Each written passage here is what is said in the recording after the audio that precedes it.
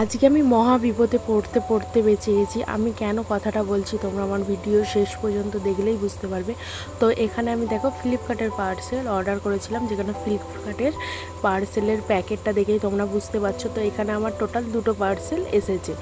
আর যেখানে মেন প্রবলেমটা হয়েছে, দেখো পার্সেলের একটা পাউচ শো করছে যেটার মধ্যে 2টো বক্স আছে, কিন্তু এখানে লেখা আছে যে 3টে জুতো এসেছে। এবার আমি ভাবছি যে 3টে জুতো এসেছে, তাহলে 2টো বক্স আছে কেন, সেই নিয়ে আমি খুব কনফিউজ ছিলাম।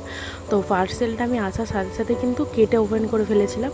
তোমাদের জন্য আর আমি ধৈর্য ধরতে পারিনি, কারণ অনেকগুলো টাকা আমার এখানে ছিল, পেমেন্ট করা ছিল তার জন্য। তো দেন আমি এটা যখন ওপেন করে দেখি, তখন আমি সারপ্রাইজটা পাই যে এখানে তো অলরেডি 3টে করে স্যান্ডেল অ্যাড করা আছে, মানে একটা বক্সে 3টে, আরও একটা বক্সে 3টে, মানে টোটাল 6টা জুতোই দেওয়া আছে, কিন্তু বক্স আছে 2টো।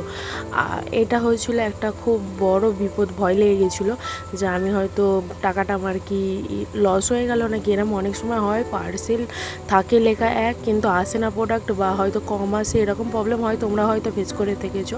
তো সেইগুলো হয়তো তোমরা জানো, আমার সাথে শেয়ার করতে পারো। আর নেক্সট দেখো যে প্রোডাক্টটাও শেয়ার করছি, এটাও স্যান্ডেল আছে। এটাই দেখো একটা বক্স শো করছে। তো ওই কারণে আমি পাউচটা কেটে নিয়েছিলাম, কারণ এগুলো দেখে আমার প্রথমে ভয় লেগে গেছিলো, তাই আমি অলরেডি সব প্যাকেট আমি কেটে ফেলেছিলাম। তো এই বক্সটা যখন আমি খুলি, এটার মধ্যে একটা বড় বক্স ছিল, অনেকটা লার্জ। তো এটাতে 4টে জুতো শো আছে। তো 4টে দেখে তখন আমি কনফিউজটা আমার মিললো। তো দেখো এইভাবে আমার বিপদটা আমার মাথার উপর থেকে কেটে গেল। তোমরা কি এমন প্রবলেমে পড়ে